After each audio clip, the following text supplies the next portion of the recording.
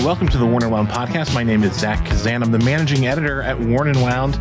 Welcome to another episode. We've got our roughly monthly Q&A episode on tap for today, and I'm really lucky to be joined by two of my colleagues, Devin Pennypacker and Garrett Jones. Devin and Garrett, how you guys doing?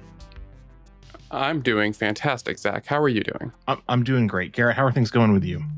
I'm doing good. Just trying to stay warm here in the a nice chilly New York City. So. Yeah, we got some winter weather in the Northeast over the weekend, and it's we're supposedly on the tail end of winter, but it doesn't quite feel like it at the moment. We got plunged back into the depths of it over the weekend around these parts. Well, my local sewer rat saw its shadow, so we have 6 more weeks of winter in New York City. I don't know if that's how it works for everybody else. Yeah, no, I think that's basically it. Yeah. Any rodent sees its shadow, they go back into hiding, and you're doomed for another several weeks. Before we get into our questions, I know we've got a bunch of questions from our Worn and Wound Plus Slack community this month that we'll be answering. Let's do a wrist check. Devin, what are you wearing today? Ooh, okay, so I have a new one on from a small micro brand with an unfortunate name. The Traumatic Watch Co. Archive 1 Reference 502, a kind of traditional style dress watch that looks like it's maybe from a certain era, but definitely has a more modern typeface to it and some finishing that I'm pretty impressed with for the price. Yeah, when you sent me this watch as something that you were kind of interested in writing about, I saw the name and it didn't register to me, just like reading it, that like to speak it aloud would actually be kind of a maybe it's a slightly concerning name. Like Traumatic Watch Company is because it's spelled TREMATIC, right? Not MATIC. Yep. Yeah. So it's obviously it's spelled a little differently, and I have not had a chance to speak with the founder, who I believe is Italian. So it's probably pronounced in a very different manner than the way that I pronounce it. But luckily for all of you, I'm American with no accent. So yeah, it's just trauma for us, traumatic. Yeah. But a beautiful watch. So maybe check it out. Yeah, it's very cool. I'm looking forward to reading your thoughts on it and seeing the photography. I got a chance to kind of look at it briefly when I was in the office last week. It's very nice. Very cool, kind of like classically designed piece. So we'll throw a photo of it up in the show notes if we can. No, we'll show you nothing until my article comes out. Oh, you got to tease them, Zach. Well, tease them. We can do it that way too. I mean, they can also Google. We told them how to spell it. Yeah, so that's true. It won't be that much of a mystery, I guess. Anyway, TBD. We'll see what happens with the show notes this week. Garrett, what are you wearing? As always, I am rocking the Speedmaster on one of our Model 2 premium straps. I think it's Clover. It's a nice green. New York's covered in gray and dingy snow, so a little bit of green on the wrist, kind of looking forward to some brighter future, hopefully. Yeah, it looks very cool on that bright green strap, I have to say. Are you basically you're dailying this watch at this point, the Speedmaster, right? It gets some fraction of the day on the wrist every day. Yeah. I change out watches and straps 2-3 times a day, so yeah. Well, that's great. I'm glad you're still enjoying the Speedmaster. It's obviously a great watch, and as you're learning, a strap monster. It just works on just about every strap you could throw on it. It looks great. Very, very few bad combinations with the Speedmaster. Yeah, for sure. Yeah. I'm wearing my Zeitwinkel 283 Sapphire Fume dial. I wrote about this watch. I've spoken about it plenty.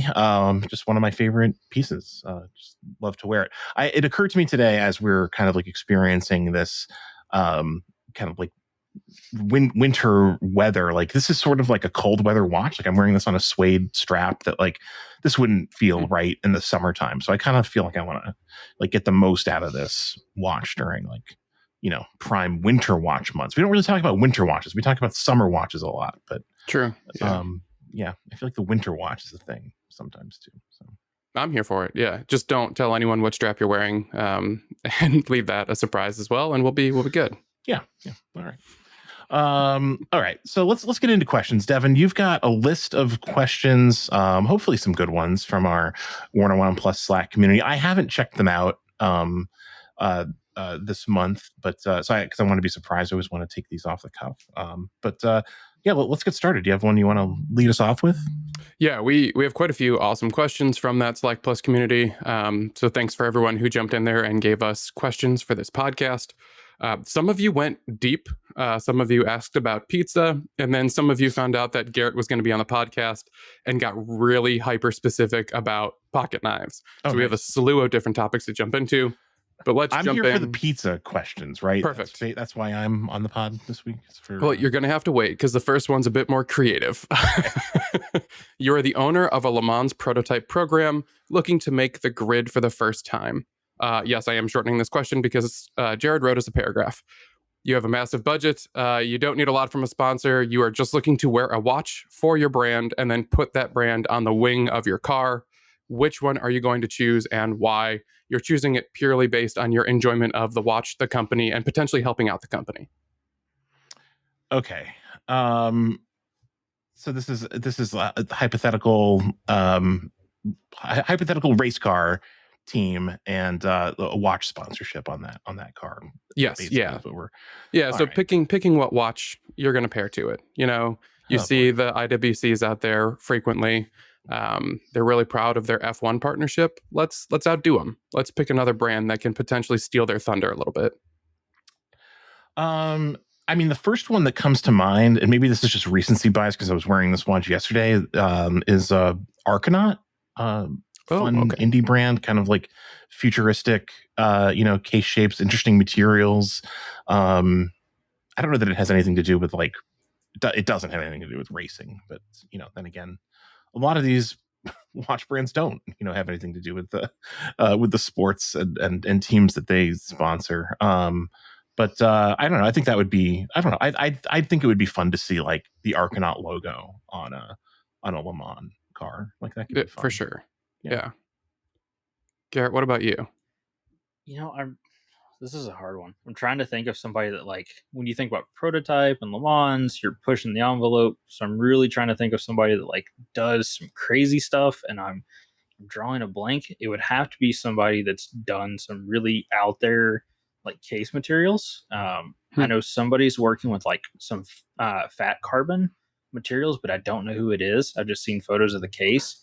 So whoever that is that's pushing the envelope with wacky case materials, that's who it would be. I just pictured your wing saying fat carbon up right above your head. Yep. The entire time you're racing. Interesting. Yeah. What about like Zelos? Like that would be a cool, like they cool. do a lot of experimental kind of there you go. Kind of case materials. Yeah. Now that you say Zelos, it's in my head. I can picture it 100%. That'd be a solid partnership. Yeah. That would be cool. Devin, you have any thoughts on this? Yeah, my mind pure hypothetical. It immediately went to Space One. They do funky case shapes, very sporty, very futuristic. I also pictured the watch. I always pronounce this wrong too, but it's the Tellurium. Tellurium. Thank you. Yeah. I pictured my helmet looking exactly like their blue version of that watch. So like it's just you see my eyes kind of floating inside of this globe. I just think too that if you went to that brand and said, hey, you're going to be my new car sponsor, they would come out with a model that was like very hyper specific to racing cars and crush it. They would just do like a really cool, unique, brand new design that would blow people away. And so I think I'd give Space One a shot. Yeah, that's a good answer. I think I like that we all kind of like landed on like indies, like small, kind of like accessible indies. I think that's sort of the spirit I'm trying to bring to this is just like, get the little guy on the car, millions and millions of people are going to see this, give the little brand some help. So, cool. That's a fun question. I mean, these pure hypotheticals are just like, I sometimes don't know how to approach them just because, you could literally say anything. If I'm put in charge of a Le Mans racing team, it's a wild day to start. So let's just swing for the fences. Yeah, that's not a job I'll ever have. I will never be in charge of that. All right, let's hear another question, Devin. Okay, all right. What current trend in watches do you find to be not great or completely overdone? Devin, do you want to make this your Devin Stone Dial corner? No. So, okay, I've died on that hill about 4 times now.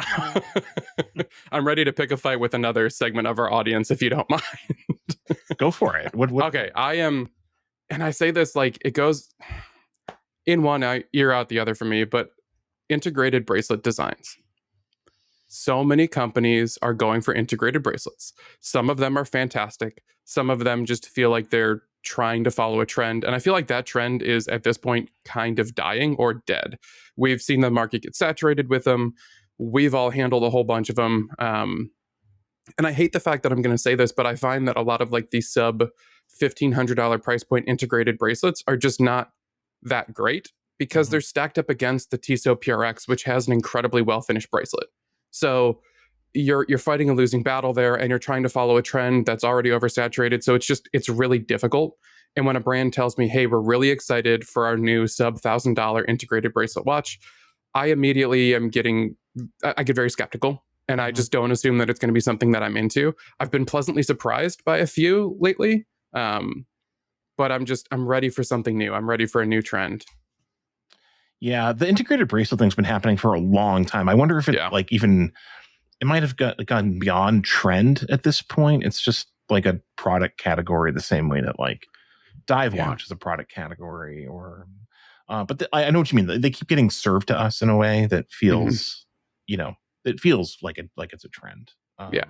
Well, you feel bad. You feel bad not getting excited too, because people are very excited to put this new model into their collection. And they don't see it from our perspective because we see a lot of these come through. And you never want to look at a brand who's trying to do something really cool and interesting for them and be like, oh, I've seen this before. That's one of the worst feelings in the world from our side of the table. Yeah. I will say, without giving anything away, Zach Weiss and I saw a watch with an integrated bracelet from a brand that I had like no real expectations of last week when I was in the city, and we were both like very impressed with it. It's under embargo, so I can't say anything more, but we will be talking about it, quite a bit more. And it was, it was just very, very nice, like very, they still have an opportunity. There's still an opportunity to be surprised, in this category. So that was refreshing. But generally, I'm with you. Integrated bracelet sports watches are not usually like my cup of tea, and just having to kind of like evaluate them and think about them a lot over the course of much of the last decade is like not my favorite part of covering the watch world, just because it's a type of watch that like doesn't really do much for me personally. Garrett, how about you? Is there like a trend on your mind that is like a little overdone at this point? So this is kind of like, I took this in a different manner. It's not necessarily a trend, but like a feature that I've seen in a lot of watches recently is hyper reflective crystals.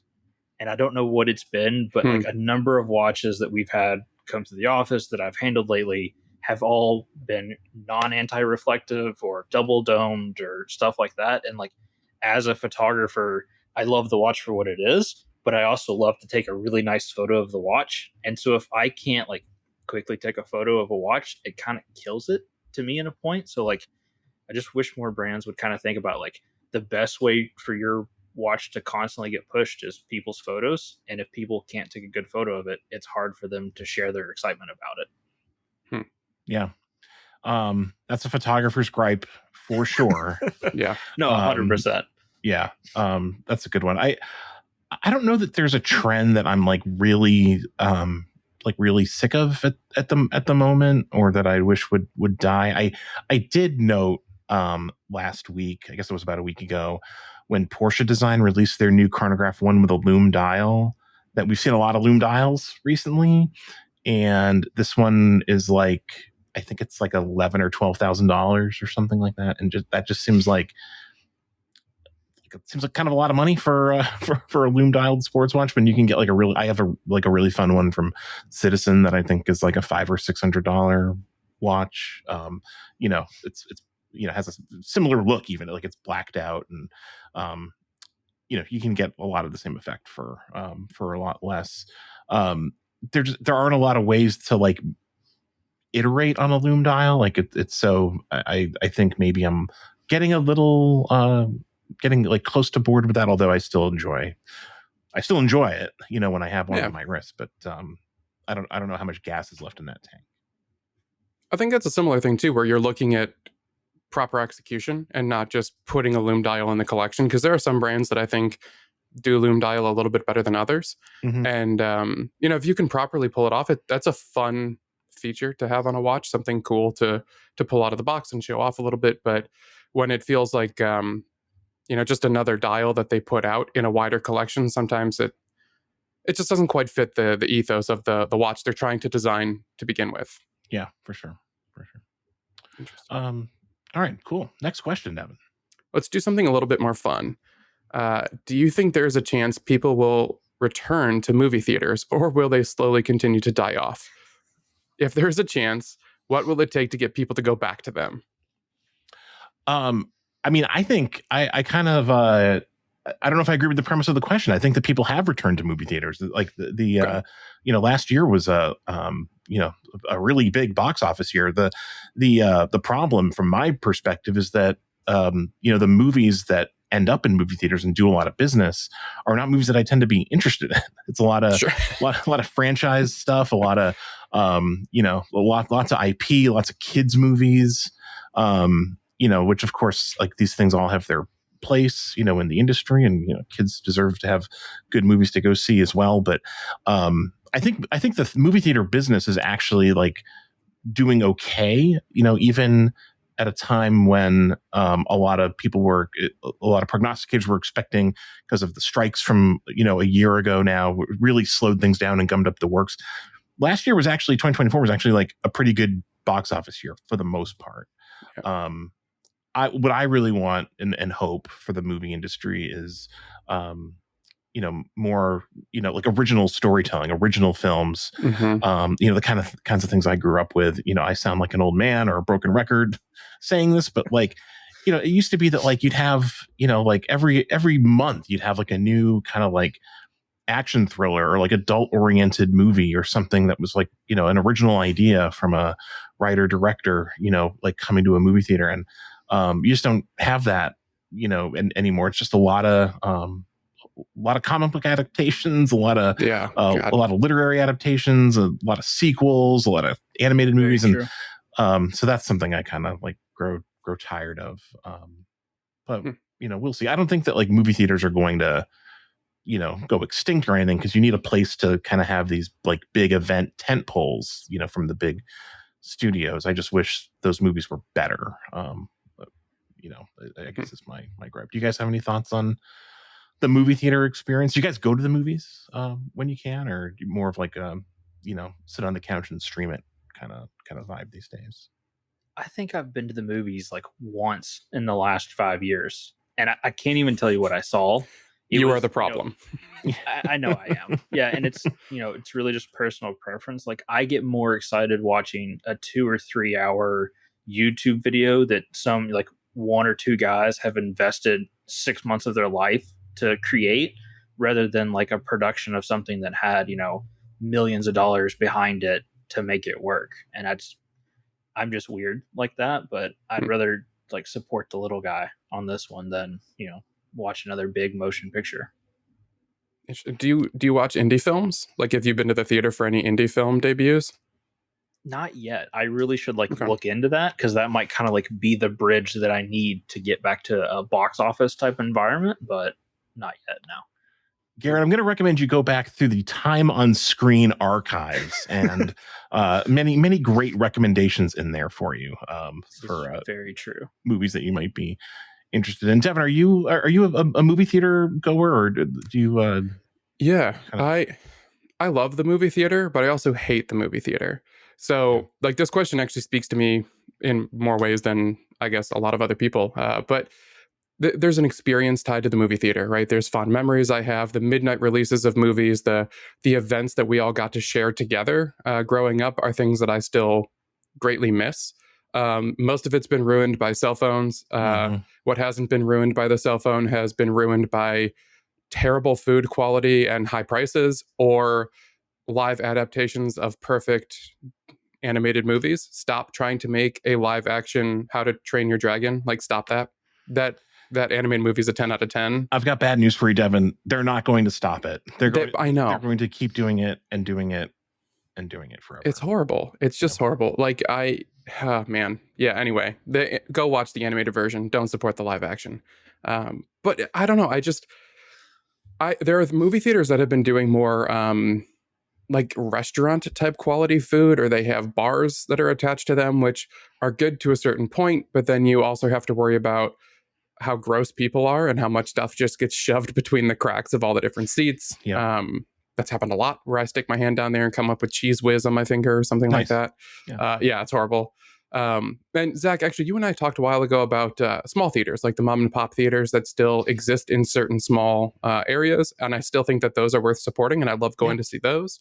But for a lot of these newer, bigger releases, I find myself waiting until they are either getting out of the theaters and then I go see them in the movie theater, or I wait until I can stream them because I just can't stand the people around me. Yeah, I'm really of like two minds about this. I totally agree with everything you said on one level, that the movie theater experience has the potential to be like gross and annoying and just like really terrible if you happen to be, in a theater like filled with screaming children, for example, or some of these movie theaters that have like a dining experience attached to them. Like, I think it's an interesting concept, but like you're often like getting interrupted, like during the course of the movie, which is, problematic. On the other hand, the communal experience of seeing a great movie that's like made for the theater is a really like special, like wonderful thing. And, you kind of have to like deal with the bad to have the good, I think, when it comes to that. But, on the topic of like small independent theaters, like that's really, like that's what I love. I shouted them out before, but Red River Theaters, like right next door to me in Concord, New Hampshire, is one of my favorite places ever to see a movie. It's it's just great. I was reminded of when you were speaking, Devin. I listened to a podcast once years ago, and I can't remember the name of the filmmaker who was being interviewed, but he talked about the movie theater experience and how he wanted his movies to be experienced in the theater. And he was, discussing the, like these new multiplexes with the luxury recliner seats and everything, and, massage seats and whatnot. And he said, I want my movies to be shown in old theaters with uncomfortable seats that keep you awake because you'll fall asleep in these plush recliners. And I kind of have like a similar point of view. Like I don't need to be like going to the movies doesn't need to be like a luxury experience for me. Like just get me in a dark room with a properly projected image and good sound and polite fellow theater goers, and that's really all I want. Yeah, I think a lot of the modern improvements are actually working against the movie too. Like, how often have you been in a movie theater where the sound is unpleasantly loud or just directed in the wrong place? Yep. And you find yourself like, I don't know, just annoyed by the peaks and valleys of the audio rather than actually enjoying the movie itself. Yep, 100%. Also, image quality is problematic in a lot of theaters. A lot of theaters are not dark enough, and the bulbs and the projectors are not bright enough, and so you get this like washed out image. Doesn't always look great. Good question. I love talking about the movie going experience. So, great, fantastic question. What's next, Devin? All right, this is one we've talked about before. But besides worn and wound brands, what are some of your favorite aftermarket strap makers? Nylon, rubber, leather, etc. Aftermarket. Is Kazan going to reveal the secret here? That's why I picked this question. Garrett, do you have any favorites off the top of your head? I'm kind of thinking through my Rolodex of straps here. I see. No, I think there's a lot of people out there. I am guilty of buying a bunch of cheap quality straps. Cheap price, not cheap quality. So like Barton is one of my go-tos because I can pick them up, in a variety of colors, and they're also quick release, so I can quickly swap. But I think like, maybe you want to call it one of our brands, but I don't really consider it ours, is Crown and Buckle. They made an olive matte Supreme strap that I borrowed the Speedy on before it was mine, and seeing it on that Speedy is what like confirmed that I wanted the Speedy and had to add it to my collection. So like Crown and Buckle in their own right will always have a special place in my heart, just because that was like the strap that sold the Speedmaster for me. Yeah. I'll shout out a couple of strap makers. First of all, the one that's like immediately on my mind is Strap Habit. I ordered a rubber strap from Strap Habit a few weeks ago for my Christopher Ward Belcanto, because I just wanted to like try that on a rubber strap, and I was really impressed with the quality of the strap. Like just like the fit and finish of it is great, feels great. It's like super soft, looks great with my watch. He has lots of colors available. So yeah, Strap Habit does really nice work. They make a really nice, affordable rubber strap. The other strap maker that I'll shout out, and I'll leave a link in the show notes, is DeGriff. DeGriff is based in Belgium. He's a custom strap maker. At least he was at one point. I don't know if he's still doing like the full custom work, but he also does, has like a full-fledged like watch media website where he does like reviews and videos and other things. And I ordered some straps from him years ago and kind of like got to know him a little bit and chatted with him, and we covered his collaborative watch that he made with Nomos a few years ago. Just like really, really nice guy who makes like very high quality straps, like to your measurements and to your specifications. And every strap I've ordered from him, going back like almost a decade now, has held up like really, really well. They patina really beautifully, really very high quality leathers. They're a little bit more expensive than straps that you might buy on like Amazon or whatever, or even some of the big kind of like name straps, like we could probably like run through and mention.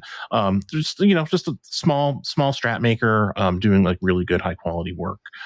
So I'm happy to shout out DeGriff. Devin, how about you? You have any strap recommendations beyond what we would find on our own? Yeah, shop? Well, I mean, I'm still going to throw Adapt out there. Obviously, I know that is completely against the question. The question says not the ones that are in the shop. I don't care. Before I worked here at Worn and Wound, I worked at another watch publication, and I told everyone at that point to go buy Adapt straps. So that is a brand that I've stood behind for a long time, even before actually standing behind the brand, just because I think for the price, you can't beat them. Further than that, though, the Watches of Espionage nylon straps are still my go-to because their hardware is fantastic. Their weave is nice and tight. I'm very picky with like nylon straps just because I don't want them to be too flexible. I don't want them to be shiny. I want them to be a tighter weave so they hold up. And WOE does a really good job there. I want to shout out Uncle Strap, who used to be Uncle Seiko for those of you listening for a very long time ago. He makes incredible bracelets and straps and rubbers and stuff like that. And yeah, he does a lot for Seiko, but he also does a lot for Tudor. Including a Black Bay half link. So for those of you looking for a bracelet half link for the Black Bay, Uncle Strap is great. And then one last one here.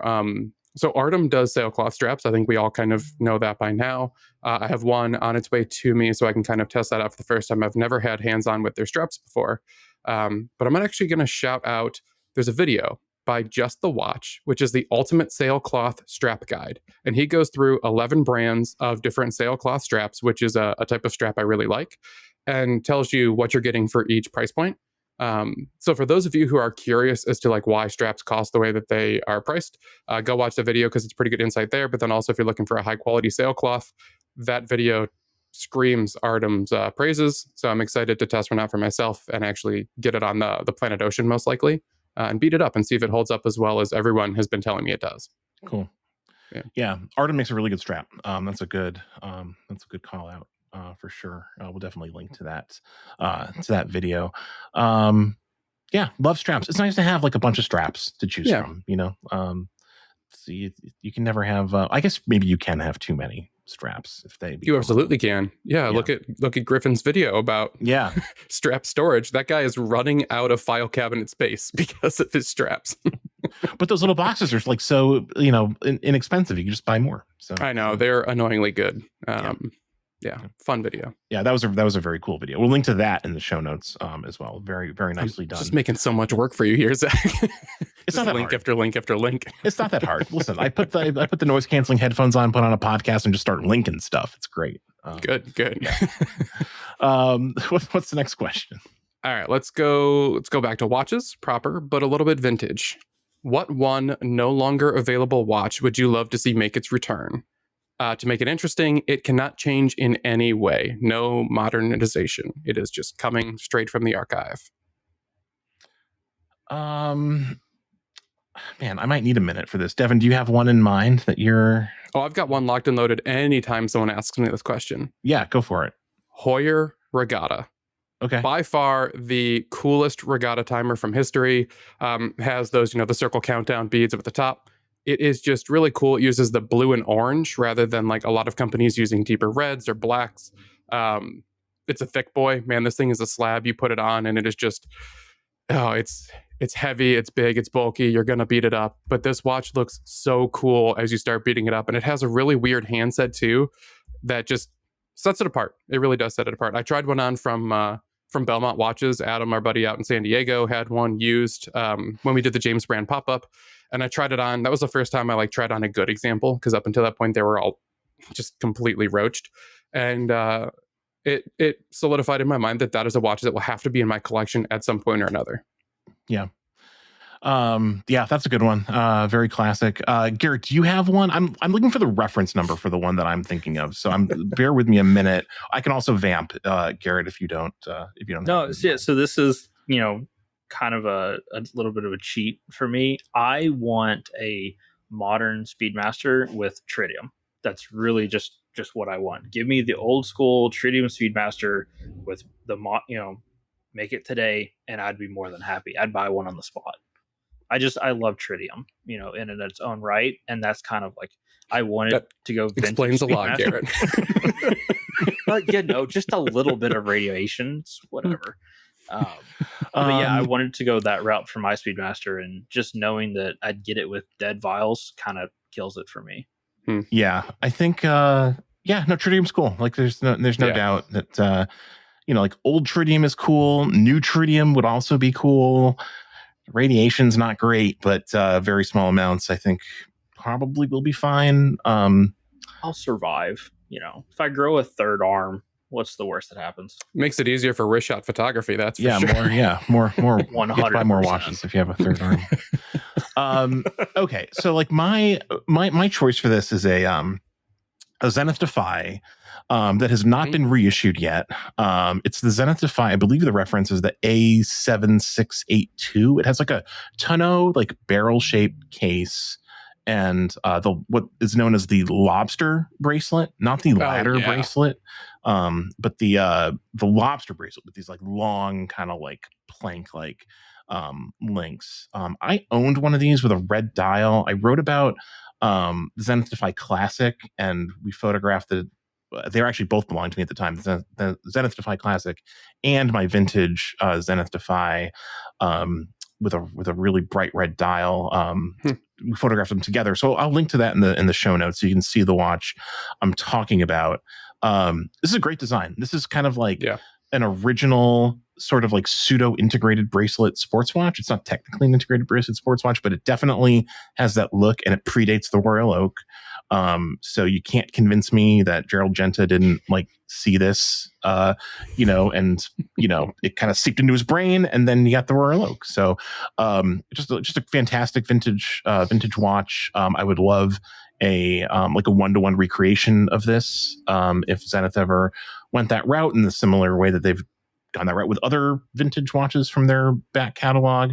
I would probably be a buyer for this on day one, because it's cool. Yeah, it's incredibly cool watch. It wears like nothing else. Like the bracelet is just like, it's amazing. So I'm looking at photos of it here. Would you choose blue or red for the dial color? Or I guess there's like a gray taupe color too. Yeah, so I think I own the red, and I ultimately sold it. And this is like one of my few kind of like watch selling trading regrets.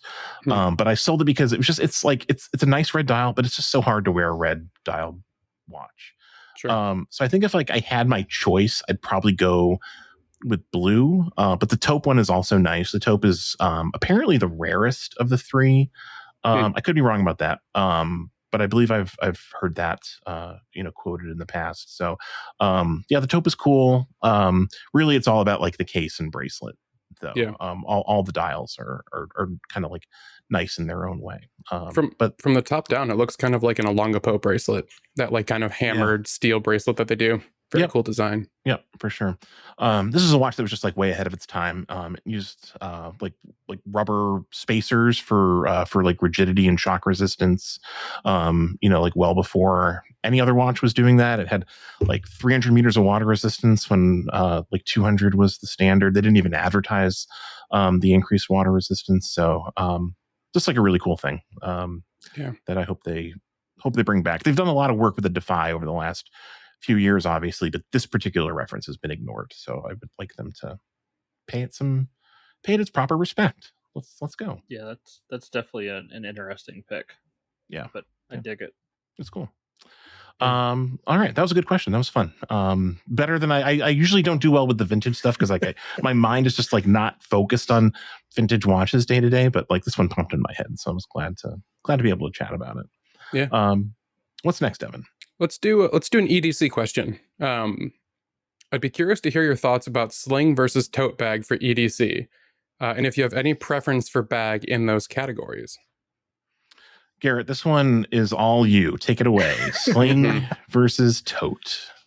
All right. I personally am not a huge fan of sling bags. I'm not a big guy, but I'm a little on the bigger side. And so slings often just don't fit me right. Or the other side of that is I also try to carry way more than I should in a sling. So when it comes to sling, the only ones that I like really like are camera slings. And that would be the Clever Supply Co. I'm blanking on the name. We'll have to link to it. It's a camera sling I was just talking about the other day on the Changing Gears episode, which is why I'm kicking myself. But it's literally just, it's enough to fit a camera and nothing else. So it works perfectly for me. Maybe your keys. So, just really minimal carry there. When it comes to tote bags, the simpler the better. Just give me a strong fabric sack that I can load full of groceries or whatever else. I don't need pockets or dividers or water bottle holders. I need a fabric bag that's going to carry anything that I put inside of it. Nomadic makes a good one, but then again, a lot of people have done them out of X-Pac or Dyneema, and those, you're going to lift. It will break your bones before you break the bag with what you can put inside of them. So, I gotta say, like I have a sling. I have one camera sling. It's a Nomadic camera sling, which is very nicely made, and I use it from time to time. But it's not something that I like take out with me like a lot necessarily. But it's a good product, if that's what you're looking for. I do like a tote bag though. I find tote bags to be like very, very useful. And Garrett, I completely agree. Like all you need is like, like a simple canvas bag. And luckily we work in the watch industry, and simple canvas totes are like one of the number one like corporate gifts that we get from from brands who are very kind to supply them to us on press trips and at holiday season. And so I just have I have so many like watch branded like totes. I never need to buy another tote. I keep them everywhere. Like I have them in my car because they're useful for groceries and other like carrying other odds and ends. I keep like a bunch of them just like hanging in my closet that I can like grab when I when I head out if I need one. They're easy to travel with and transport. They like fold up into nothing. So I find like a simple tote bag to be just incredibly useful. And I also just like carrying my groceries back home in a Hublot tote bag. I think that's a lot of fun. So highly recommend doing that. No, that is fair. cool. So I did look it up. The sling that I was thinking of is the Sidekick Pro from Clever Supply Co. If you want to go check it out, I've talked about it several times. Big fan of it. But yeah, to your point, Zach, like the tote bag, I'll go on record and say is arguably the most versatile thing you can put into your EDC. Because at some point you will have more than what fits in your hands or in your bag. And it's so lightweight and easy to just add an extra 20, 30 liters of capacity and call it a day. Yep. I'm going to say what Garrett was too afraid to say. And as a Oh, bigger geez. guy, if I use a sling bag incorrectly, I go up 2 bra sizes on one side of my chest. It looks so funky and so weird. And I'm not afraid to say it. Like, yeah, it's uncomfortable. That being said, I have a Topo Design sling bag that I use a lot for like day-to-day stuff, and I actually really love that one. But it's a minimal sling with good padding, so I can kind of move it and adjust it as much as I need to. Yeah. And I think the flip side of that, like when you have a sling, I prefer to wear slings on my back. And I know from Mhm. seeing other people do it, it just looks like an average sized person with a comically small backpack. And it just kind of makes me chuckle when I see it. So, Yeah.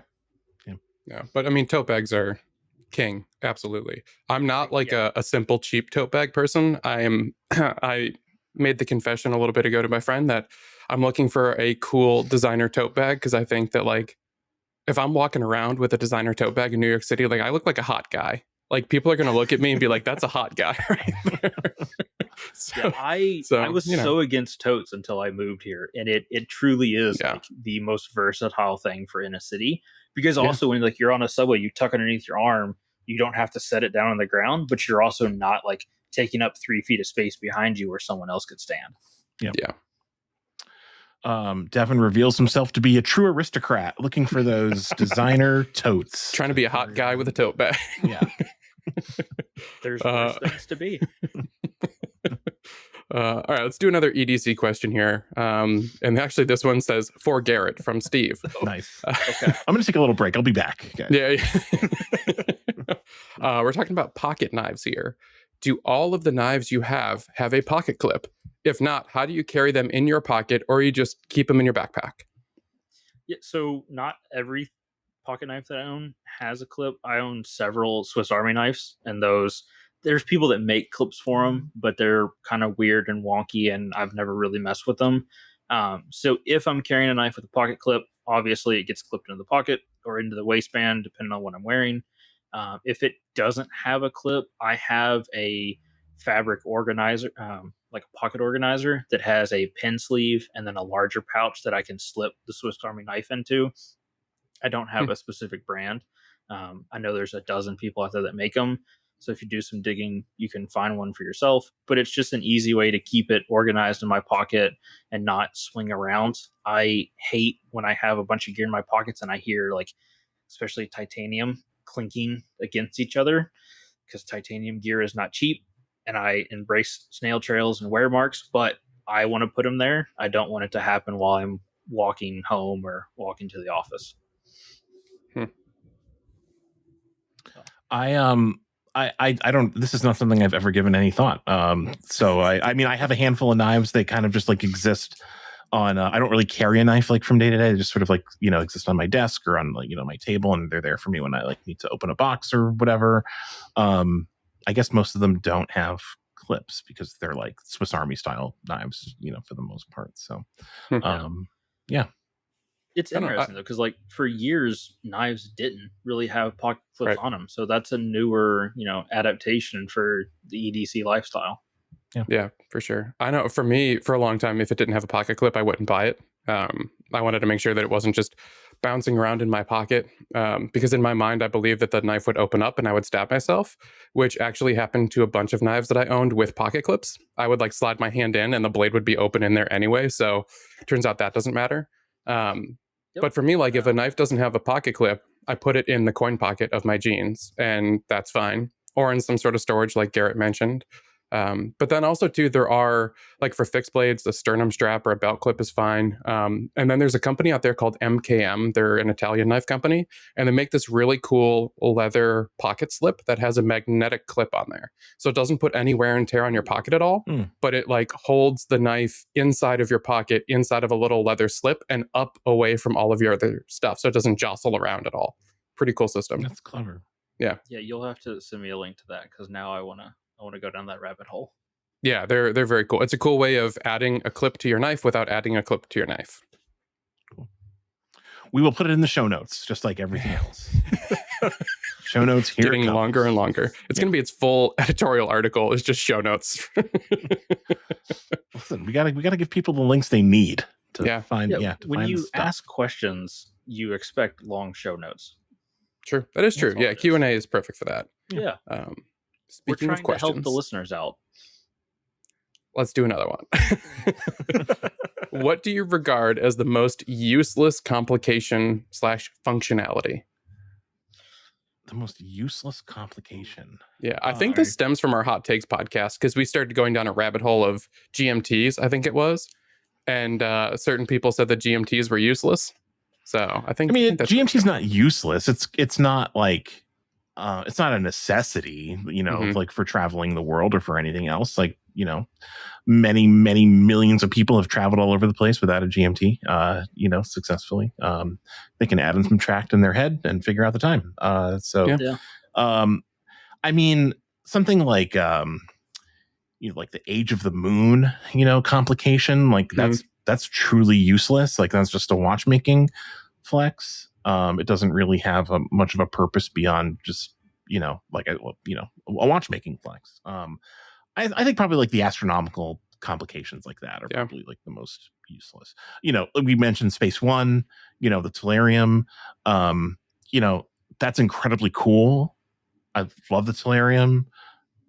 Does it have like much practical use? Like, not really. No. But to call it useless is, that's a pejorative that I don't think we need to like apply to to these things, because they're even if they're not useless, they're still kind of cool. Sometimes. In a way. If you call it useless, you're inhibiting innovation. Yeah. Let people make useless complications because they are cool and they're interesting. For sure. Yeah. Garrett, do you have any thoughts on complications that are useless? Don't say chronograph because you've been wearing the Speedmaster every day. Do you know how many people would like grab pitchforks if I said that after raving about how much I love the Speedmaster? Do you use the chronograph like on a daily basis, or is it more of a yes, I consistently time the inefficiencies of New York's subway system. So, there you go. Oof. Yeah. Not enough time. Not enough time. Yeah, that's why typically don't wear my Seiko speed timer, because it tops out at an hour and it always takes me more than an hour to get home. So yeah. But no, I really don't think there's anything useless. There's, I think, a large number of impractical complications, that may make a watch hard to read. But if you know how to use them, like primarily like slide rule pilot watches, if you know what you're doing and find yourself in the situation where you need it, like that's the most probably more practical than knowing what time it is. So yeah, I agree with that. I'll give you a spicy one here. Now, keep in mind, this is from a watch brand and a watch model that I adore. Absolutely love this watch, but the thing that it does is currently kind of stupid, and that is the JLC Reverso. I have never seen anyone walk around on a day-to-day basis with the Reverso flipped upside down. That watch is always face out. Not even the polo players who you associate with on a No. I have called the Reverso a snuff tray for the rich for a very long time. It is very simply just a cool reflective case. It is a neat party trick, but you're not walking around with that watch flipped upside down. And I love that watch, and it is a useless complication that I will still proudly wear one day. But ultimately, sapphire is way stronger than the old crystals that they used to use. The steel is way harder than it used to be. You don't really need that anymore. I mean, I hear what you're saying. Of course, the the pure functionality of protecting the dial from a polo mallet or whatever, like that's antiquated at this point, and that's we're really just kind of talking about the traditions of the watch and of the brand. But what about Reversos that have like dual sided dials? Like, do you find that to be like, do you put those in a different category? Because obviously that is like a different sort of thing than like it is. Yeah, it's still a different thing because you're getting dual functionality out of it, I guess. But at the end of the day, like, again, the people who own that watch, I am willing to bet never actually flip it over, other than to show people that it flips. Yeah. Those people are primarily wearing it with one dial up. That is their daily driver dial. And they flip it over when they're at a cocktail party and they want to, someone says, "Hey, nice watch." And they're like, "Yeah, but did you know?" And then they flip it over. But up until that moment, it has been sitting there with a single dial facing up the entire time. Yeah. I hope I'm wrong, but I mean, for me, it would just be something I like flipped during like meetings and podcast recordings. Like that Yeah. would be like my Your fidget spinner. Yeah. Most expensive fidget spinner you could have next to the Jacob and Co. roulette wheel. But that's a topic for another podcast. Yeah. That's a spicy take, but I like that take. I think that it's it certainly is it's not really like it's not a complication per se, but it's a watch function that its original intent is really like it's obsolete. It is. Yeah.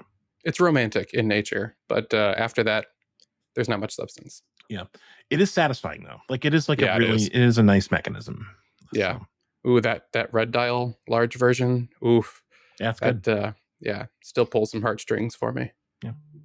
I think we've got time for like one or two more questions, Devin, if you have a couple more. Yeah, I'm actually, let's end with one more, and this one's a little bit of a long one. So, you promised a pizza question. Don't forget. Okay, we'll do two more. Here's your pizza question right here. All right. Jared wants to know, deep dish pizza, is it A, pizza, or B, a bread casserole? We've gotten versions of this question many times, usually around the Chicago wind-up watch fair. I'm not a fan of deep dish pizza. I don't want to say anything mean about it because it does taste good, I guess. But it's not when I conjure pizza in my mind, I never conjure deep dish pizza. I conjure New York style pizza primarily, or like New Haven, Connecticut style pizza, which is like my actual. What is New Haven, Connecticut style? It's like coal-fired pizza, like super thin, like just really, fantastic. Interesting. Yeah. So I mean, deep dish pizza is not for me. I think that's pretty much the sentiment among most of the Worn and Wound crew. People will correct me if I'm wrong, but this is a conversation that repeats itself every year during the Chicago wind-up fair. So I'm not into deep dish pizza. How about you guys? Yeah, it's a bread casserole. It's not pizza. It's way too much sauce to really be considered pizza.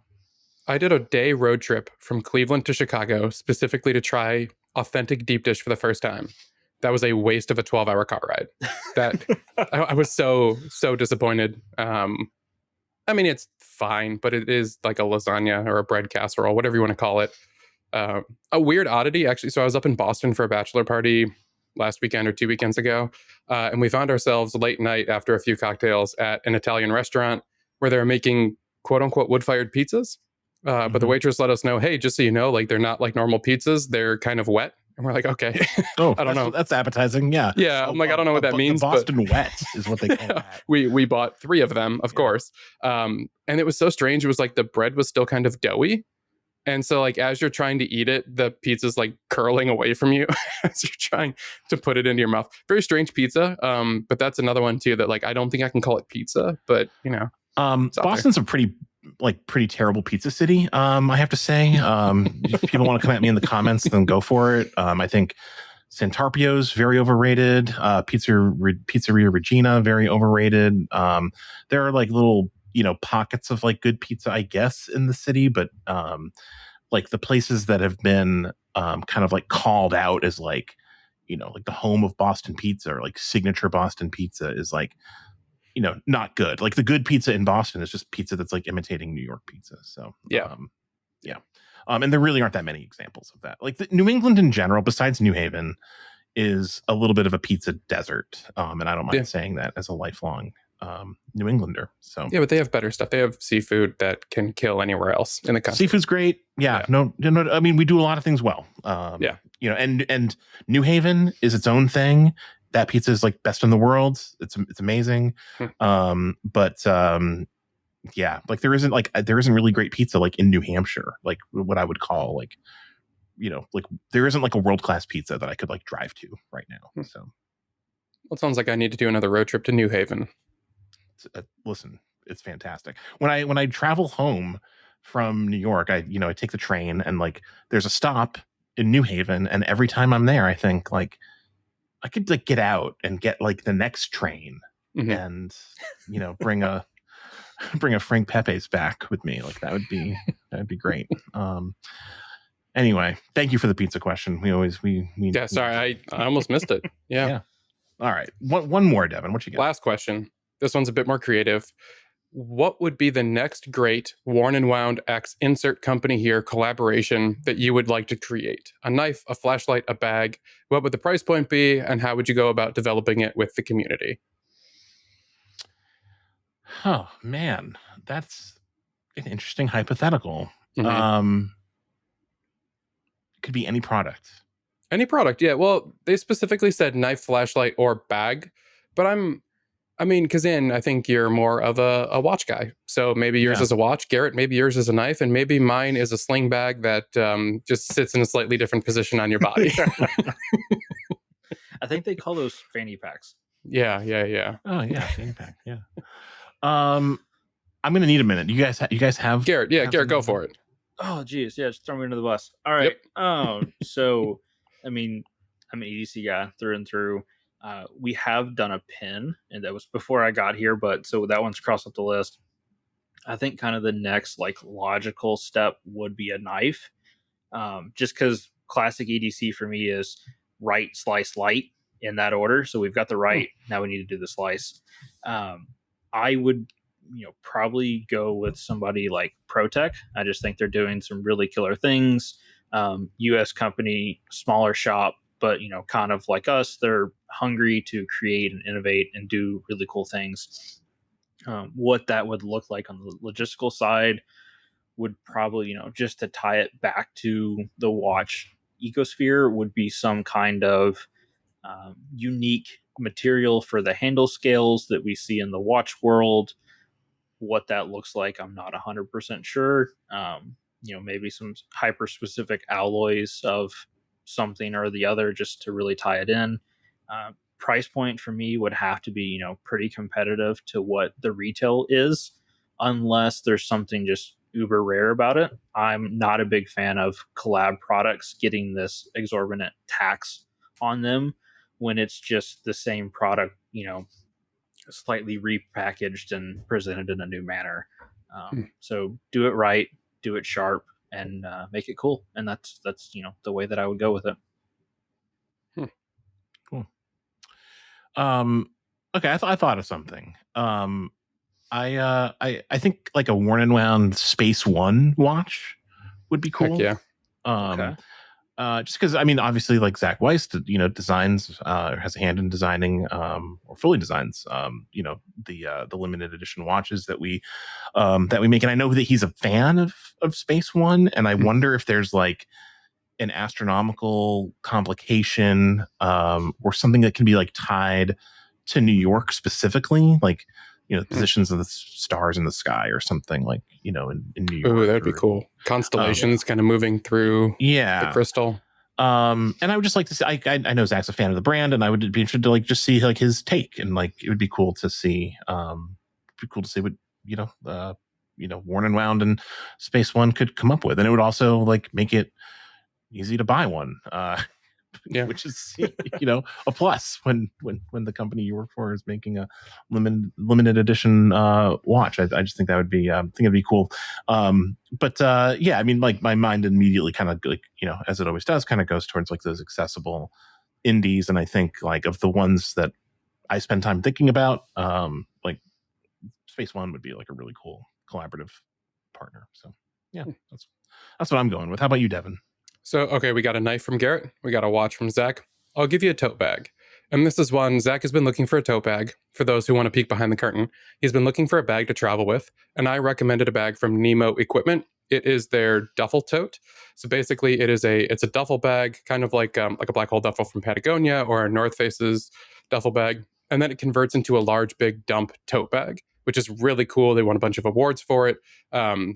Pretty good looking bag too. But I think that with our styling, we could potentially maybe lighten up the materials because it is a little on the heavy side, come out with some fun colors, and then maybe sneak in like a half organizational pocket for some camera equipment and make it like the true like media weekender bag. Something that we could throw camera gear in there, 2 sets of clothing, a little bit of organization for toiletries and watch straps, and then have this complete package in a 35-liter duffel bag, tote bag that we can bring all over the world with us. I think it'd be really, really cool.